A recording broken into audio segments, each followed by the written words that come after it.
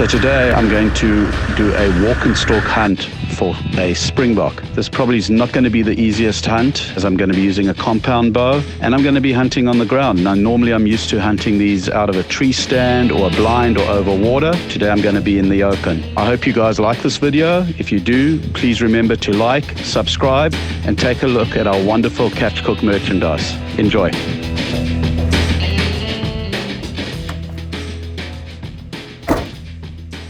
Okay, so it's early morning in the Karoo. Going to go and do a little bit of bow hunting. We're going to see what we can find, what animals we can find, and we're just going to walk in the veld and enjoy the morning, and hopefully we come across either looking for a springbok, maybe even an ostrich. But I am bow hunting, so I've got to be very careful. I don't have a rifle with me.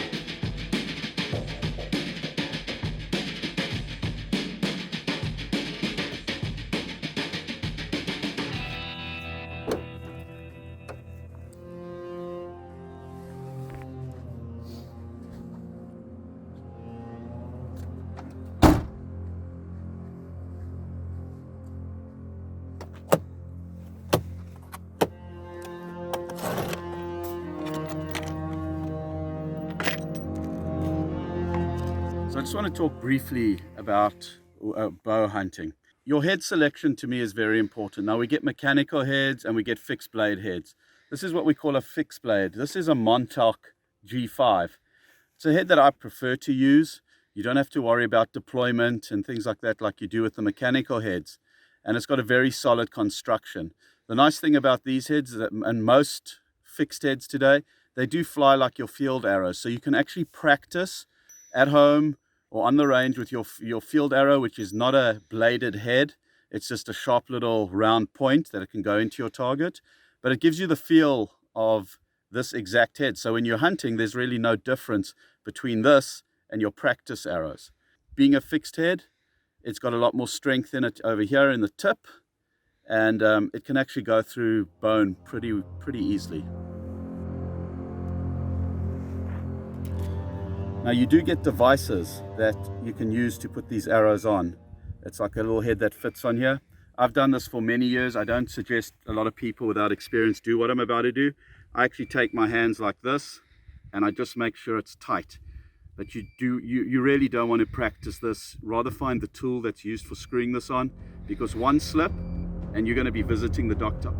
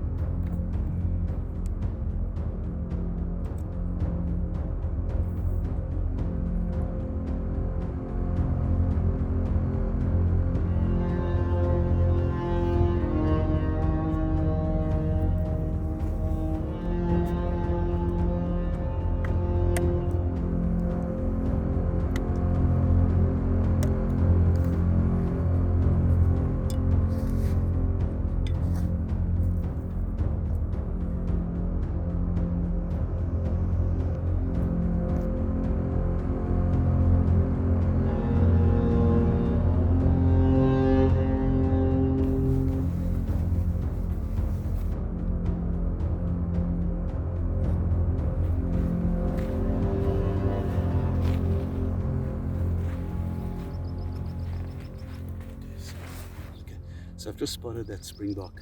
He's feeding in these high ranosterbos. I'm going to try put a stalk on him, get within maybe 40 meters, 50 meters of him, and let an arrow fly and see if we can take home some fresh organic meat.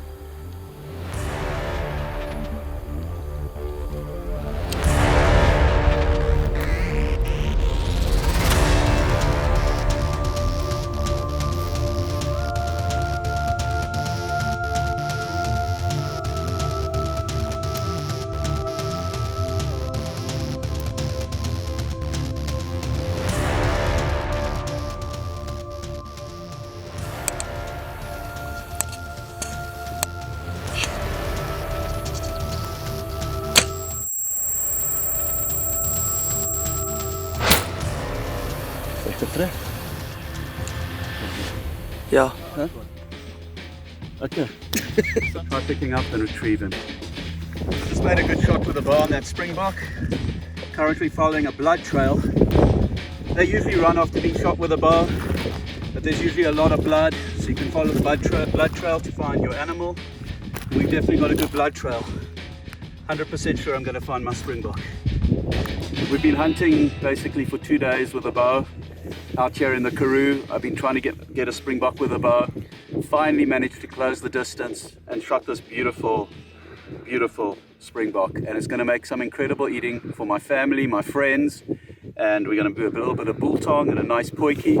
I never take it lightly in taking an animal's life. I mean, his life is just as important as far as I'm concerned as mine, but ethical hunting and used for sustenance has been used for thousands and thousands of years from mankind, and as long as it's used for food, there is absolutely nothing wrong with hunting. I'm very anti-trophy hunting, and I hope that's something that actually eventually does disappear, because trophy hunting is done just for the purpose of killing an animal and putting a head on the wall. Whereas primal hunters, people like me that like to eat organic meat and catch our own food, it doesn't matter to us whether we catch a big animal or a small animal, as long as it puts good food on the table.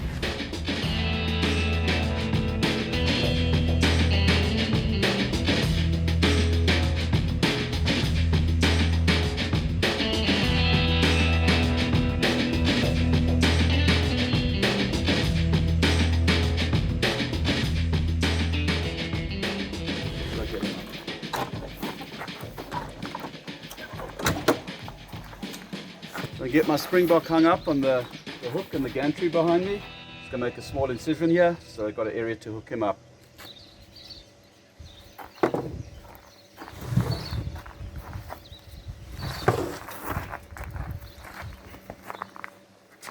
Oh, good.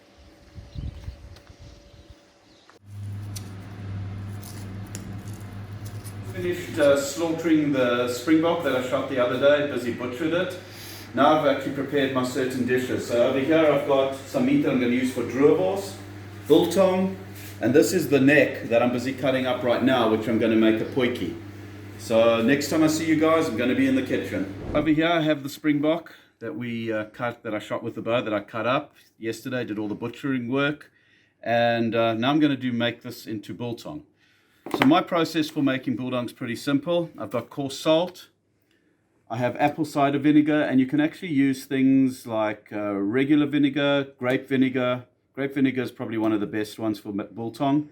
I've got coriander. Can't make biltong without coriander seeds. We crush. Got coriander powder, and then also black pepper.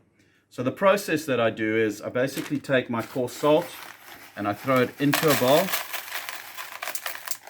And you're going to dust your pieces of meat in that salt. And basically you just lay it in the salt like this. Make sure it gets really well covered like that. And I'm going to leave this for about an hour, and then I'm actually going to scrape the salt off. Reason being, you don't want to get your meat too salty. If you do like it a bit salty, you can leave the salt on for an hour and a half, 2 hours. But I usually scrape it off after an hour. Once I've done that, I'm going to take the vinegar. And you don't soak it in vinegar. I've never soaked my biltong in vinegar. I use a basting brush and I baste it. What the vinegar generally does is that it's an antibacterial, and it helps in the curing process while your biltong's sitting out there in a drying room or sunbusy or a dehydrator. So that's the purpose of the vinegar. After that apple cider vinegar is applied, I apply all my spices, and then it's off to the dehydrator or an area, a cool room where you have a good airflow running through. Biltong generally doesn't have to cure by heat. It's cured by airflow, and normally typically will take 4 to 5 days. Okay, so the biltong's finished soaking in the salt mixture for about an hour and 10 minutes. I actually left it in for. So now what I'm going to do is I'm going to remove all the salt off the biltong and basically just clean it off with a knife. You don't have to get every little grain of salt off your meat, but just, make sure you don't leave too much on there. So now I'm going to start the process of using the apple cider vinegar. So I'm just using a shallow dipping bath with apple cider vinegar. Right now, where I'm at in the stage of making my biltong is I've got a plastic tub with all my spices in here. I've got coriander, black pepper, ground black pepper, a little bit of 6-gun spice, something that I like, and I do add a little bit of crushed chili peppers into the mix. So what I do is I put it on the bottom of the bowl, and I actually just take the lid, put it on. I do this in small batches and basically just shake it in a circular motor up and down, and as the meat rolls around in here, it gets fully spiced up and it gets evenly distributed, which is important. You don't want parts of your meat not to be spiced and other parts over spiced. So this way I find gets it nice and even over the meat. So that's done, and there we go. As you can see, it's really nicely distributed over the meat. And the next process is that it will now go to the dehydrator, and we should have some great Springbok biltong in roughly 4 days.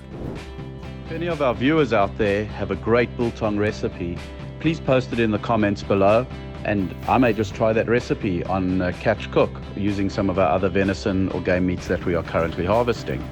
If you'd also like to see me making beef jerky out of our local game animals, post it in the comment section. I'll give you a shout out.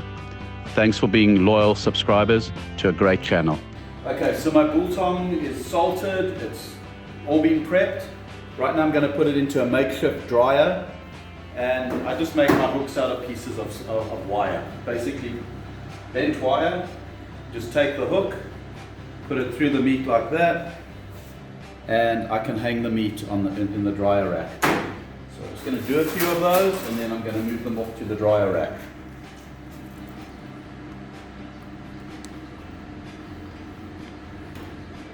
Okay, then basically just off to a dryer rack. This is a makeshift one. Actually what I've got here is an old sauna that we've converted into a dryer rack. I haven't been able to yet install the fans, so I'm just using a standard fan, and I'm just going to hang the biltong on these wires. And we're going to let it dry. Then we're going to have some great snacks by the time this dries, about 3 days to 4 days of curing time.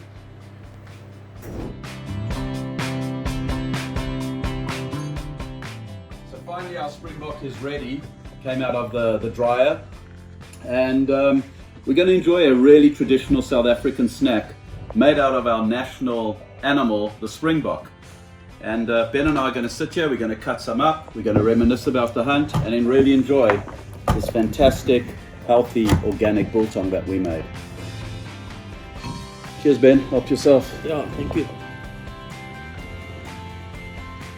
Absolutely fantastic.